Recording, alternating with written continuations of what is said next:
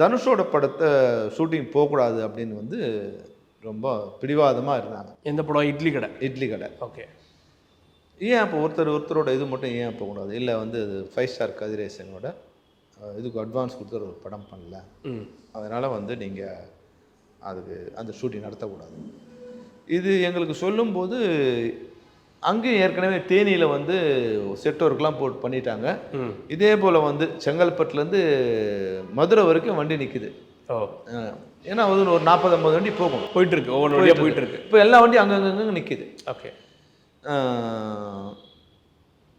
இப்போ மறுபடியும் பேச்சுவார்த்தை வருது. நாங்கள் சொல்லி அவங்க ரெக்வஸ்ட் பண்ணுறோம், இல்லை இது பண்ணி ஆகணும் அப்படிங்கிறாங்க. சரின்னு வந்து அப்போ நடிகர் சங்கத்தை வர வச்சு அப்போ பேசுகிறாங்க.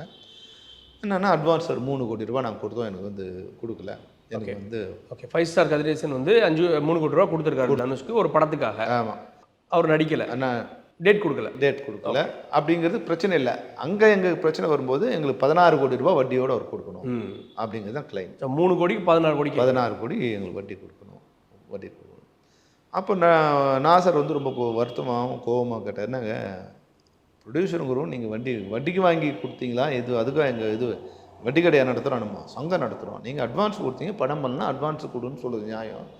இது எப்படிங்க நீங்கள் இது மாதிரி கேட்குறீங்க? இல்லை நாங்கள் வட்டி கட்டியிருக்கோம், உங்களுக்கு வட்டிக்கு வாங்கி வச்சு சொல்லி நாங்கள் படம் எடுக்க சொல்லியா? உங்கள் அட்வான்ஸே நீங்கள் வட்டிக்கு வாங்கி கொடுத்தீங்கன்னா அப்புறம் படம் எங்கேருந்து எடுப்பீங்க? அப்போ மூலதனமே இல்லாமல் எப்படி வர முடியும்? இது சரியாக வராது அப்படின்னு கொஞ்சம் கொஞ்சமாக டிஸ்கஷன் வச்சு அப்புறம் வந்து எல்லோரும் பேசி.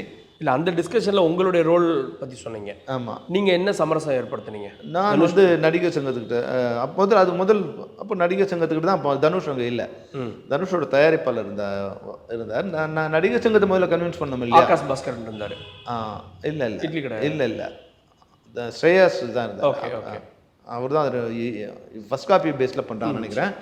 அவர் தான் அப்போ வந்து நாசர் தான் அதை முக்கியமாக எடுத்துக்கிட்டார்.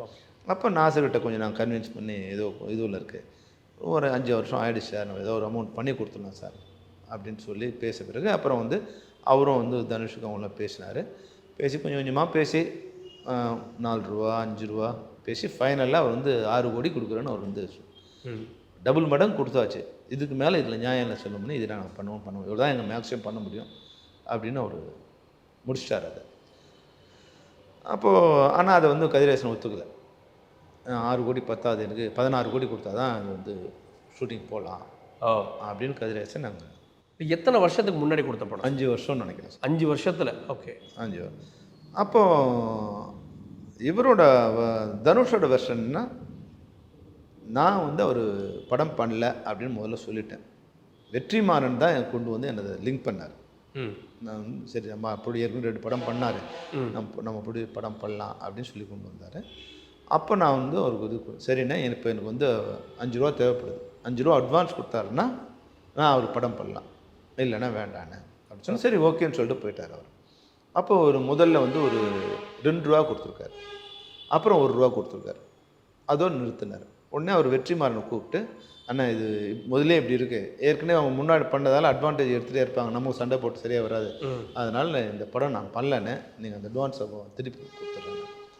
ஒன்று அவர் இல்லை இருக்கட்டும் அப்புறம் பண்ணிக்கலாம், அவங்க வேண்டாம் கொடுத்தா எனக்கு அவமானமாக போயிடும் அப்படிங்கிற மாதிரி அவர் சொல்லி அதை ஸ்டாப் பண்ணிட்டார். வித்தின் 60 டேஸில் இது சரி இந்த ப்ராஜெக்ட் சரியாக வரல, அது வெற்றியும் பண்ணல, வெற்றி பண்ணாதான் நான் பண்ணுவேன், வெற்றி பண்ணுறான்னு சொல்லி தான் எங்களுக்கு கொடுத்தீங்க அப்படின்னு சொன்னாமான்னு சொல்லி அதை முடிச்சிட்டாங்க. அப்போ தனுஷ் வருஷம் நான் வந்து ஒன்று வாங்க போய் சொல்லி 5 வருஷம் ஆயிடுச்சு இல்லையா, நீ வாங்காமலே இருந்து என்ன பணம் இது வாங்க. தனுஷ் வந்து நான் திரும்ப தரேன்னு சொல்லிட்டாரா? 2வது மாதத்துலேயே சொல்லிட்டார், நான் பணம் நான் உங்களுக்கு பண்ணல, ஏன்னா நீங்கள் 5 ரூபா கேட்ட அட்வான்ஸ் நீங்கள் கொடுக்கல, 3 ரூபா கொடுத்துருங்க. 3 ரூபா கொடுத்துருங்க, அதனால வந்து இப்படியே பின்னாடி வரைக்கும் இது இருக்கும், நம்ம நட்பு கெட்டு போயிடும், அதனால நீங்கள் வந்து இதில் வேண்டாம் நான் படம் பண்ணலன்னு சொல்லிட்டார். ஸோ இவங்க ஹோல்ட்லேயே வச்சுருக்காங்க அந்த படம்? ஆமாம், இல்லை பண்ணலாம். இவர் வெற்றிமாறன் வச்சு கொஞ்சம் பேசினே இருக்கார். ஓகே, பேசினே இருக்கும்போது அது 1 வருஷம் ஆகுது. அப்புறம் வெற்றிமாறன் அந்த படத்தை பண்ணாத மாதிரி ஒரு சுச்சுவேஷன் வந்துடுச்சு. அவர் வேறு வாடி வசூல் இதை போகிற மாதிரி இருந்தோன்னே தனுஷ் சொல்லிட்டு இருக்கார், இல்லை நான் இன்னும் வெற்றி நீங்கள் பண்ணுறேன்னு சொல்லி தான் நான் ஒத்துக்கிட்டேன், நீங்கள் பண்ணாதப்போ என்னால் டெஃபினட்டாக பண்ணவே முடியாது, அந்த பணத்தை உடனே வாங்கிடுங்க அப்படின்னு சொல்லிட்டுருக்கார். இவங்க வாங்கலை பணத்தை. இப்போ வந்து லேட் ஆகிடுச்சு, நான் டேட்டு கொடுக்கல, நீங்கள் வந்து வெற்றிமாறன் வந்தீங்க, இப்போ வெற்றிமாறனும் இல்லை, இப்போ நான் வாங்க சொல்லி வந்து 5 வருஷம் ஆகிடுச்சு, நீங்கள் வாங்கவும் இல்லை, இப்போ வந்து வட்டின்னு போட்டு கொடுத்தா என்னால் பண்ண முடியாதுன்னு சொல்லி 6 ரூபா தான் பண்ண முடியும்னு சொல்லிட்டாங்க. அப்புறம் நாங்கள்லாம் மறுபடியும் நாசர் சார்கிட்ட கொஞ்சம் சார் நீங்கள் பேசுங்க அப்படின்னு சொன்னோம். அவர் சரி நாங்கள் பேசி செட்ரேட் பண்ணுறோம், ஷூட்டிங் நடத்த சொல்லுங்கள் அப்படின்னாங்க. நானும் சொன்னேன் சார் இப்போ எங்களுக்கு வந்து நிறைய ப்ரெஷர் இருக்குது. ஏன்னா டைரக்டரும் ஒரு ப்ரெஷர், கேமராமேன் ப்ரெஷர், 23 சவங்க அங்கங்கே நிற்குது. எங்கள் ஒரு நாள் 2 நாளாக வந்து ரோட்லேயே நிற்கிறாங்க. வேனில் போனாங்க இல்லை, அவங்க அங்கங்கே நிற்கிறாங்க. ஸோ இப்போ அங்கே ஷூட்டிங் ஸ்பாட் போகிறதா வேணாமா? வேனை போகிறதா ரிட்டர்ன் ஆகுறதா? ஓகே, தேனிக்கு போயிட்டு போக முடியாது. அவங்க நம்ம சொல்லாம் போக முடியாது. போனாங்கன்னா சங்க நடவடிக்கை எடுக்கும். அங்கே போய் சேர்ந்தவங்க ஆல்ரெடி செட் ஒர்க் பண்ணிட்டு இருக்காங்க. அங்கே ஒரு 50லேருந்து 100 பேர் இருக்காங்க. போகிறவங்க ஒரு 400 பேர் ஆண்டு வேலை நிற்கிறாங்க. அது வந்து இது ரொம்ப கஷ்டமாக இருக்குது சார், எங்களுக்கு ப்ரெஷர் இருக்குது. 30ஆம் தேதிக்குள்ளே நாங்கள் ஒரு அக்டோபருக்குள்ளே ஒரு செட்ரேட் பண்ணி கொடுக்குறோம், ஒரு நல்ல நியாயம் பண்ணி கொடுக்குறோம் அப்படின்னு சொன்னோம். சரி ஓகே, அந்த அடிப்படையில் அவங்க அன்றைக்கி அதை ரிலீவ் பண்ணிட்டாங்க. அப்புறம் அடுத்து நாசர் அவங்களாம் பேசி இன்னும் கொஞ்சம் பேசி ஒரு 7 ரூபாய்க்கு கொண்டு வந்து நிறுத்தினாங்க அவங்க. அப்போது கதிரேசன் ஒத்துக்கல. சரின்னு மறுபடியும் வந்து அப்போது ப்ரொடியூசர் கவுன்சில் இவர் முரளி சார் எனக்கு ரொம்ப நல்ல நண்பர். அப்போ ராதாகிருஷ்ணனும் எனக்கு ரொம்ப நல்ல நெருங்கிய நண்பர். அதனால் அண்ணன் நீங்கள் ஏதாவது பேசுங்கண்ணே, உங்களுக்கு தனுஷுக்கு நல்ல ஃப்ரெண்டாக இருப்பார், நீங்கள் பேசுங்கன்னா எனக்கு கொஞ்சம் ஒரு நல்ல பரிச்சயம். ப்ளஸ் ஒரு கஸ்தூராஜோட பையங்கிற வேலையான நட்பு. அதனால் நான் தனுஷ்கிட்டையும் ஸ்ரேயஸ்கிட்டையும் எப்படியோ ஸ்மூத்தாக கொஞ்சம் பண்ணி விடுங்க, ஏதோ ஒரு இது பண்ணி அது ஸ்மூத் பண்ணி விடுங்க, அது நல்லா இல்லை, அதனால் நீங்களே நேரடியாக பேசுகிறீங்க? நேரடியாக பேச. சரி. அவர் சொன்னார், அண்ணே உங்களுக்காக இன்னும் 1 கோடி, இது நியாயம் இல்லை, ஆனாலும் உங்கள் நட்பு கவுன்சிலோட வேண்டுகோள், இதுக்காக இதுக்கு மேலே 1 ரூபா கூட நான் தர முடியாது அப்படின்னா அவன் கோர்ட்டுக்கு போய்கிட்டோம், நீங்கள் தலையிடாதீங்க, உங்கள் அளவு இவ்வளோ தான் நீங்கள் அப்படின்னு ரொம்ப கட்டாயன்ட்டாக சொல்லிட்டேன். அதை நான் வந்து கவுன்சிலில் நடிகர் சங்க நிர்வாகி இருந்தாங்க, நாங்கள் இருந்தோம், ஃபெஃப்சியில் நிர்வாகி இருந்தாங்க, தயாரிப்பாளர் சங்க நிர்வாகி இருந்தாங்க, ஒரு 50 பேர் இருந்தாங்க. அப்போ அவங்க முன்னாடி எல்லாரும் முன்னாடியும் சார் 8 கோடி இது ஃபைனல், இது நியாயம் இல்லைன்னு அவர் சொல்லிட்டார். இதுவே நியாயம் இல்லை, ஆனாலும் நம்ம எல்லாரோட முகத்துக்காக நாங்கள் பண்ணுறோம், இதுக்கு மேலே எங்களால் முடியாது சார் அப்படின்னு சொன்னோம். அது தெளிவாக நான் சொல்லிட்டேன். அப்புறம் அவங்க ஒய்ஃப் வந்திருந்தாங்க, நாங்கள் இவ்வளோ வட்டி வாங்கி கொடுத்தோம், அதெல்லாம் அவங்க சொன்னாங்க.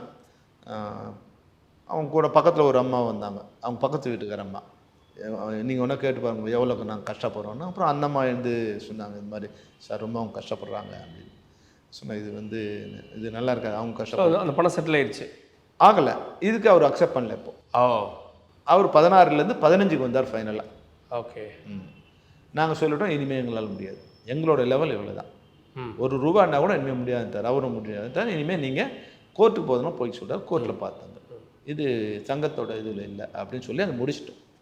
அவ்வளோ. இதுக்கப்புறம் எங்களுக்கு அதில் இப்போ இடையில போயிட்டு இருந்தவங்க தேனிக்கு போயிட்டு இருந்த அந்த யூனிட் அது அன்னைக்கு அந்த நாங்கள் பேசி அக்டோபர் 30க்குள்ளே முடிச்சு தரோன்னு சொன்னேன் இல்லைங்களா? ஆமாம். அந்த இதில் வந்து நாங்கள் ஷூட்டிங் அலோவ் பண்ணிட்டோம், ஷூட்டிங் போயிட்டாங்க. சரி, அந்த ஷெட்யூல் முடிஞ்சு, அந்த ஷெட்யூல் அந்த படமே கண்டினியூ. அதுக்கப்புறம் நாங்கள் அதை நிறுத்தலை. ஓகே. ஏன்னா பேச்சுவார்த்தையில் அவரும் சும்மா வந்துட்டார் இல்லையா, வந்து நாங்கள் எங்களுக்கே அது 8 கோடிங்கிறது வந்து ஓகேன்னு தோணுச்சு. 3 கோடி கொடுத்தாங்க, ஒரு 8 கோடி வாங்குறது ஓகே அப்படின்னு தோணுச்சு. இதுக்கு மேலே கேட்குறது நியாயம் இல்லைன்னு எங்களுக்கு தோணுச்சு. அவர் வட்டிக்கு இப்போது தயாரிப்பாளர் 3% வட்டி வாங்கினாரா 10% வட்டி வாங்குறாங்கிறது எங்கள் நோக்கம் இல்லை. சங்கங்களே ஒரு சட்டம் இருக்குது, என்னென்னா வட்டி யாரும் கேட்கக்கூடாது அப்படின்னு சட்டம். அதனால் வந்து அது சொல்லி முடிச்சிட்டோம், அவ்வளோதான். இப்போ அங்கேருந்து அவங்களுக்கு நீங்கள் எங்கே இதில் பகையாளி ஆகுறீங்க, நாங்கள் அடியாளான்ற கேள்வியை கேட்குறீங்க. இப்போ அதுதான் இப்போ என்ன சொல்கிறாரு, நீ ஷூட்டிங் நிறுத்துங்கிறாரு. இப்போ தயாரிப்பாளர்கள் சொல்கிறாங்க நிறுத்து. இப்போ அடுத்து இப்போ சிம்பு முடிஞ்சிச்சிங்களா, இப்போ சிம்பு வந்து இப்போ டக் லைஃப் போகிறார் ஷூட்டிங், அந்த ஷூட்டிங் நிறுத்துங்கிறாங்க. இப்போது மெட்ராஸ் டாக்கீஸ் ராஜ்கமல் மணிரத்னம் சார் எங்கள் சீனியர் மெம்பர், நான் டைரக்டர்ஸ் யூனியன்லேருந்து வந்திருக்கேன். என்னதான் ஃபெஃப்சி பிரசிடெண்ட்டாக இருந்தாலும் ஊருக்கு ராஜாவனோட வீட்டுக்கு புள்ளங்கிற மாதிரி நான் டைரக்டர்ஸ் யூனியன் மெம்பரு.